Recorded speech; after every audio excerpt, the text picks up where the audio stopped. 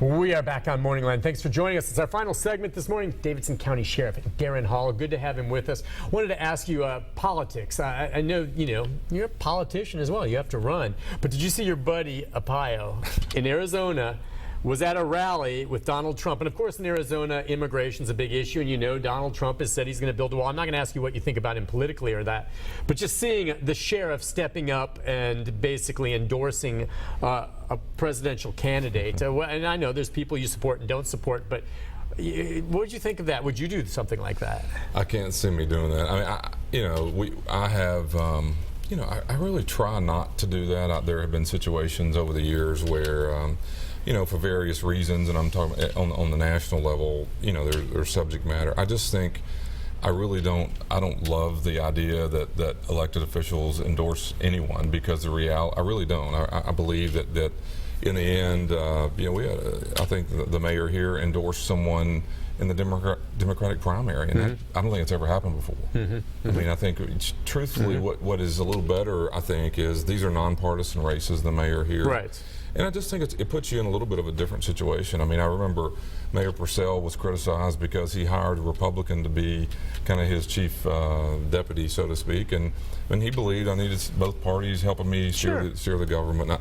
I just think, the city, the government needs to be, as best it can, less partial, and that's just not really a good thing.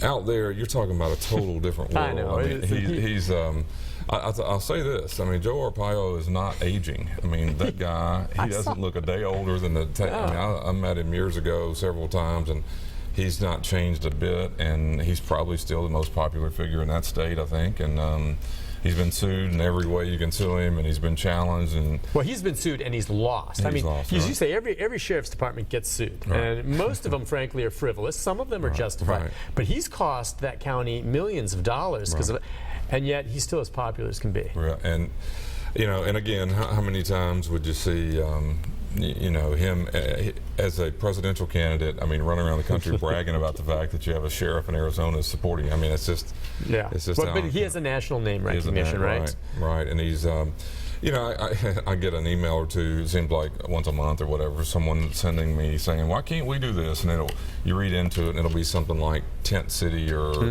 whatever, and I just kind of respond normally to that, but he is a master. Sheriff Arpaio is a master at kind of manipulating a lot of the information. I mean, I remember one time he was going to put women on chain gangs is what he was calling it, and first place in the country. And he may have been here for a conference at the time, and all this was kind of going on.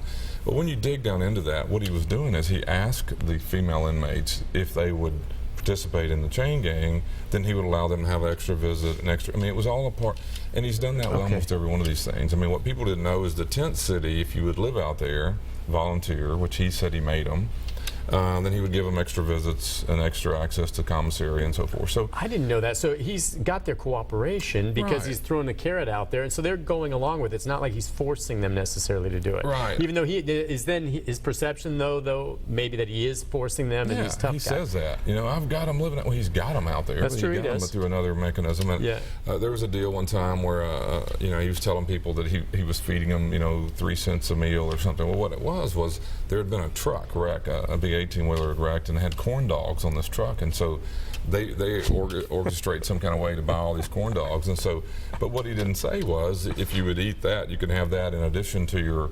regular meal. Well, the corn dog was 3 cents a corn dog because he bought it off the truck, but he's also given them an 89-cent meal that they were already getting. So he's just a master at a lot of that, and again, some of that comes back to haunt him because he would then be sued, and the city couldn't handle it. But just everybody has their own method of doing these kinds of jobs, and it's worked for him. Right. And if you're politically active, it might be the right thing for you, and endorsing and so forth. And on the other hand, regardless, you're going to have to work with who it is if they win, and I think that always puts it in a little bit of a different situation. What, if you would, just maybe think, what is the average cost of a meal for an inmate at the Davidson County Jail? Is it $1.10 maybe? For each meal, it's the same breakfast, lunch, dinner. $1.10. Somewhere in there. It's pretty darn good. Yeah.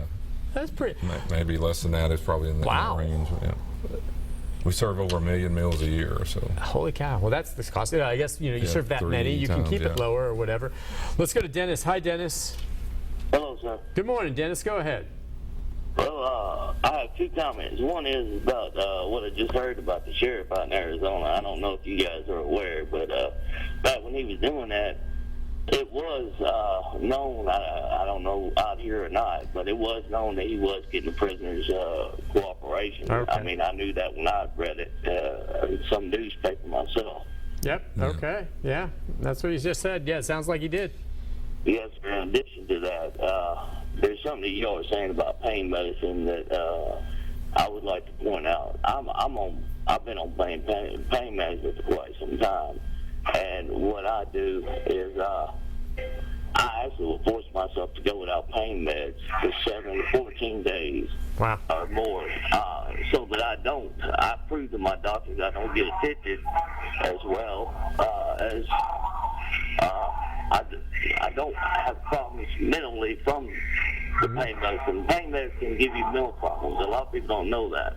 And it's always good to detox yourself on a regular basis.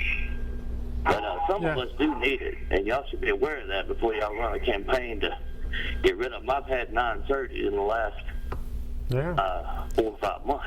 So I'm in 4 or 5 years. So I mean, it's been rough for me. If I didn't have pain management, I don't know what I would do. But That's welcome good to point. shots as well as I do.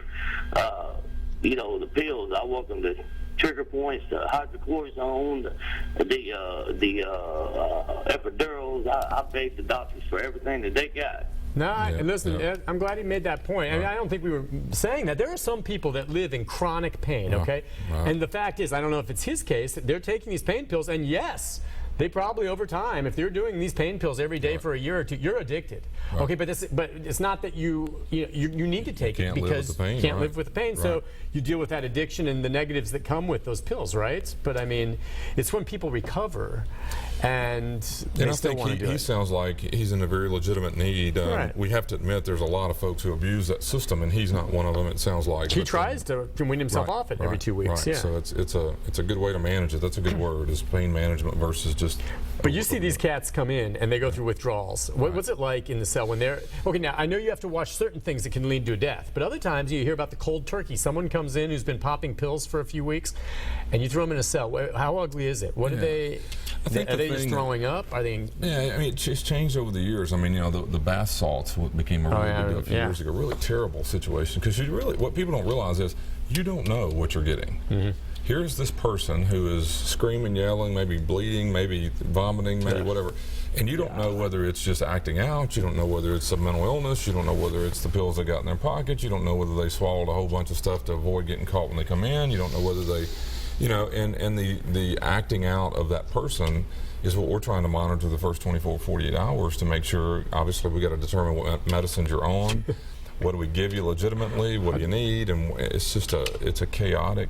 It is. I don't know how you do it. How you chaotic. figure out what it is someone who's come in who's incoherent is on. I mean, you can maybe tell if it's booze, but you never know if they pop some pills with it. And then in that case, what are the pills? Your doctors must know symptoms and be able to pick up and just have a general, thing that they can give them to settle them down. I don't know. We start with asking them. Now, if they're too intoxicated, you have to wait. But once we start with asking them, what are you on? What are you taking? What? Of course, and they have a pocket full of pills, and you're verifying all that. And you're trying to see if what they told you is legitimate. Right. Can they then you're trying to get all that information connected up with their actual provider, whoever that is. If you can get all that verified, we try to do this within 24 hours, and then get that medicine that they legitimately need back in them, and take everything else away. Yeah. And then you just work from there. And that you just imagine 100 people a day. You're doing that on. It's chaos. It's always exciting at the jail, isn't it? Or interesting, anyway. Sheriff, listen, as always, great having you on. We'll see you again. Yep, great. Oh, you know what? She just said we have 2 more minutes. She said I have to keep going. I don't have to do anything. I can do whatever I want. I can throw it if I want. We can just sit in black. Real quick.